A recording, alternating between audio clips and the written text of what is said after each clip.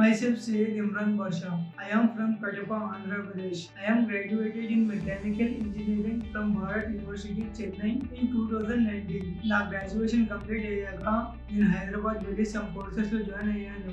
వాళ్ళు జస్ట్ నాకు థియరిటికల్ గా నేర్పించే వాళ్ళు, ప్రాక్టికల్ గా ఏం నేర్పించే వాళ్ళు కాదు.